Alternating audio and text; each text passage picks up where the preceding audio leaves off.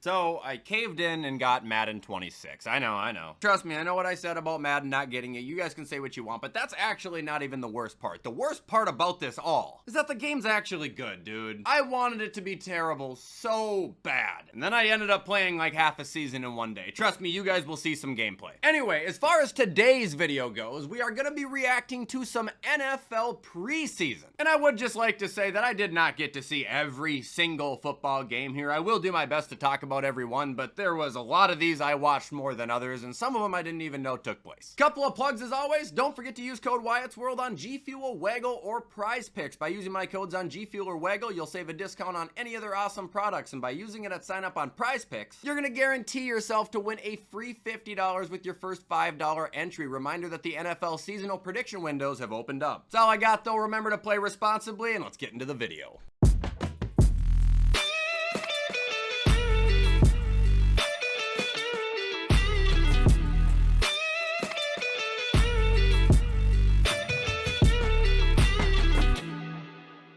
So, starting off with the first preseason game that we are going to react to, we have the Indianapolis Colts losing to the Baltimore Ravens. I'll be honest here, I think everyone's on the same page. Wins and losses in preseason, they don't matter. But I will say that this game remained interesting for like 45 seconds to a minute, you know, before Anthony Richardson got absolutely killed and got sent out of the game. I mean, dude, Ojabo hit him like a Ford F-150. It was actually kind of insane. After that, I didn't really pay much attention. I stuck around to watch a little bit of Daniel Jones. I don't think he was terrific by any means, obviously. His box score would show that. Wasn't aware Khalil Herbert was on that team until this week. That's actually kind of exciting. And we also did get to see the debut of Tyler Warren, 3 receptions for 40 yards. Honestly, that ain't bad. Baltimore's passing was absolutely delirious, as you can see. Cooper Rush threw a pick on the first play. Keaton Mitchell had a good day on the ground, but looking at this now, I still can't believe this. As a unit, they went 5 for 16 with 2 interceptions? My goodness. Moving on, we had the Bengals facing the Eagles. This was actually a crazy game to watch for the first quarter because Joe Burrow lit it up. Very good idea to play him in preseason too, by the way. That way he's actually ready to play before October. Seriously though, 9 for 10, 123 yards, 2 touchdowns. Jamar had 4 for 77 and a touchdown. Tanner Hudson had a huge day, 6 for 62 and 2 touchdowns. As far as the Eagles went, Tanner McKee had a surprisingly great day, 20 for 25, 252, 2 touchdowns. I mean, that's really good. I mean, Tanner McKee also had a rushing touchdown. Derek Powell did too, and I would like to give him just credit right now for probably the greatest name ever.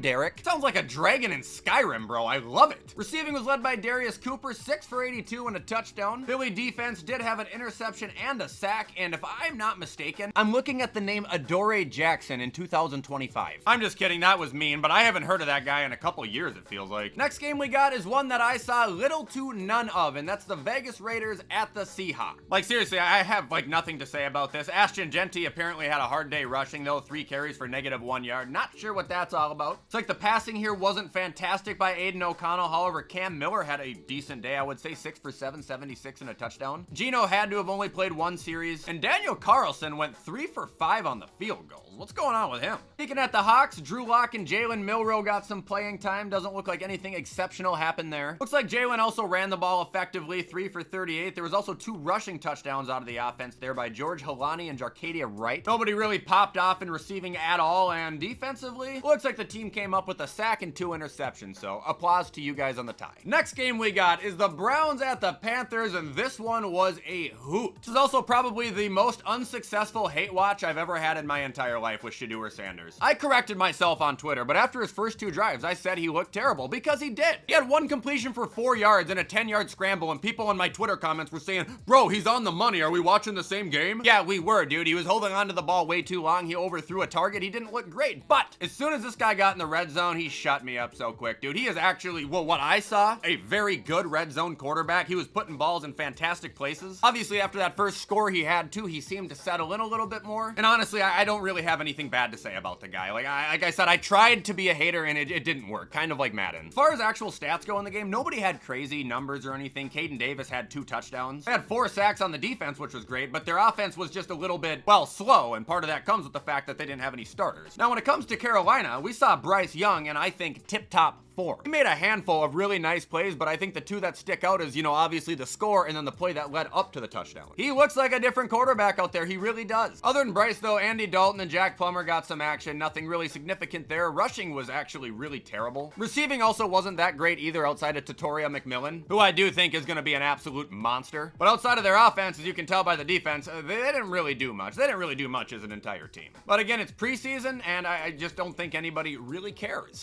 Moving on, we have a very short reaction on the Lions-Falcons because I didn't really watch any of this game, but I do have a couple takeaways. One, it was nice to see the Lions bounce back here and throw up some points, having competent quarterbacks playing competent football. Tried to say last week, though, it was a clickbait thumbnail. I'm not worried about the Lions. Now, when we talk about the Falcons, I do want to talk a little bit about Easton Stick because the NDSU Bison, well, I should say former NDSU Bison quarterback, had a pretty solid day. 15 for 18, 149, 1 touchdown. Makes me happy because I've always been a supporter of Easton Stick. He was never going to be a starter, but the guy can play football. He can be a backup. Moving on, we got the Patriots massacring the Commanders. This is another game that I literally did not know existed. As far as who played for Washington, other than, Josh Johnson, who didn't appear to have that bad of a game, I don't really recognize a lot of people on here. Maybe 3 total. Jeremy McNichols, Chris Rodriguez, Michael Gallup, that's a name I haven't heard in a while, KJ Osborne. What are you guys, just picking up the scraps here? I mean, having an offense like this, you're kind of just asking to lose. Looking at the Patriots here, Ben Woldred, 9 for 12, 1 touchdown. Drake May and Josh Dobbs, looks like they each played a series. Josh, maybe 2. Rushing was definitely a committee here. We had about 8 different rushers, literally. Efton Chisholm III had a good receiving day, 6 for 50, 1 touchdown. And there's got to be another touchdown in here somewhere. Was it a pick 6 from DJ James? Jordan Polk? What? Oh, right there it is. Travion Henderson had a kick return touchdown. I will not lie, it's a little bit alarming that they were able to almost drop 50 points with this group. Like that's pretty crazy. Now we got the Billies losing to the Giants. As a Bills fan, I really wish I had more to say here, but I really don't. We had pretty darn good quarterback play. Mitch Trubisky, Mike White. My first time ever seeing Shane Bukele play, and if you guys didn't know, he's a rookie at 27 years old, if I'm seeing it correctly. Saw Ty Johnson had a nice stiff arm. Wish Frank Gore would have ran a little bit more, but he did have 5 receptions for 50 yards. And then the 3 reception touchdowns came from KJ Hamler, Darrington Evans, and Dawson Knox. Obviously, defensively, we didn't do anything, but I do want to say, I am extremely excited about Deion Walker. I know he didn't really do much, but he is one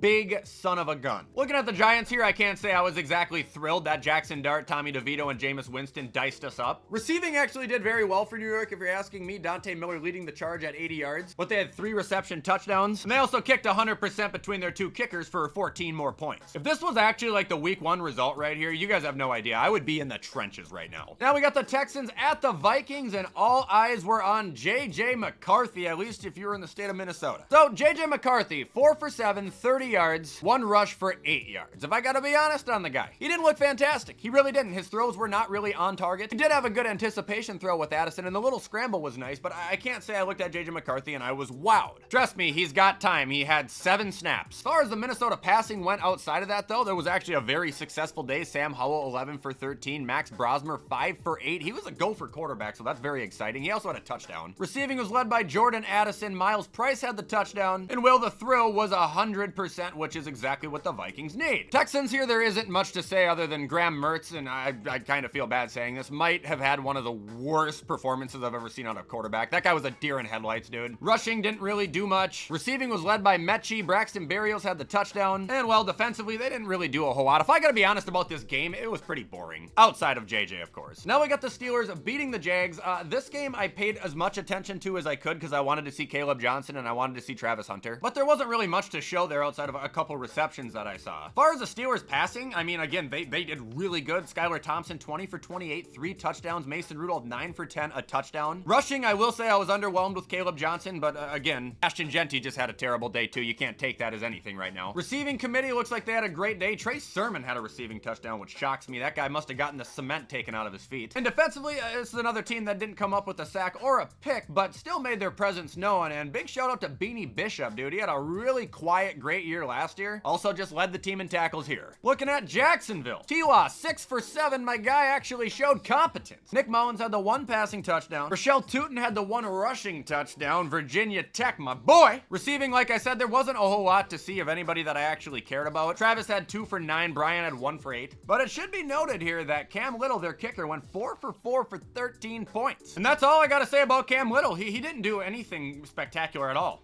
Just kicked a 70-yard field goal.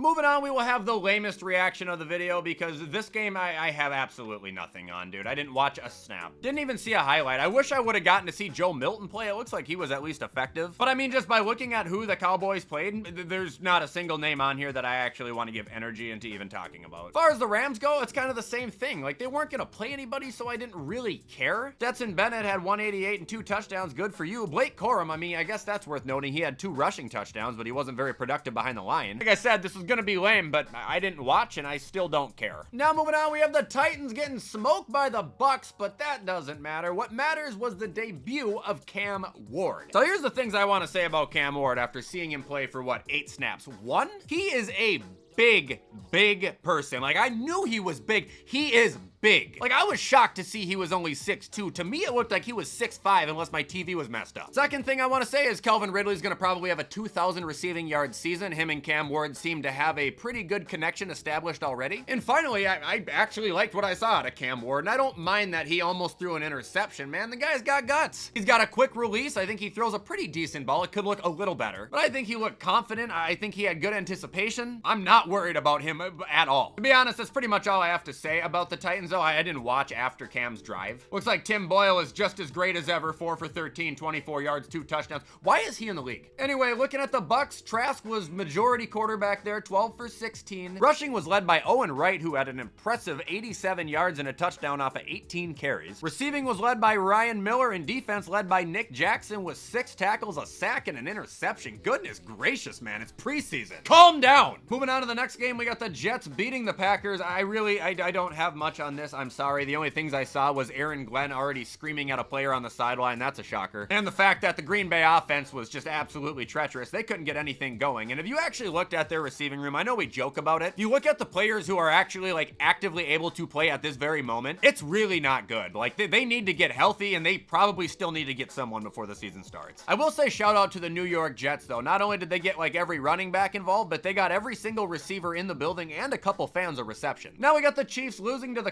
Cardinals here, and I think this game has been completely taken over by Kyler Murray's terrible interception, if I have to be honest. But outside of that, like, Kyler wasn't that bad. He threw 7 for 8. As you can see, he was accurate. Jacoby Brissett came in and had 2 touchdowns out of just 5 passes. Donovan Knight had a great day rushing, 6 for 51. Amari Demicardo had 2 receptions for 56 yards and a touchdown. That's the guy that I said looked like Fat Albert, dude. I feel bad. And the 2 picks came from Keaton Crawford and Darren Hall. Looking at the Chiefs now, Patrick Mahomes went 1 for 1 with 1 yard and a touchdown. Perfect day by him. Bailey Zappi continues to prove why the Patriots got rid of him. Could also note that Pat Mahomes had a pretty nice play for a touchdown. It was like on the back of the shoulder, but whoever caught it, which was obviously Jason Brownlee, it was just as nice of a catch by him. Chiefs rushing, they didn't do anything, and it's not like they didn't actually have good production. It's just like nobody got more than 4 carries, which is crazy. They also had 2 interceptions coming out of their defense, one from Jaden Hicks and the other from Christian Roland Wallace.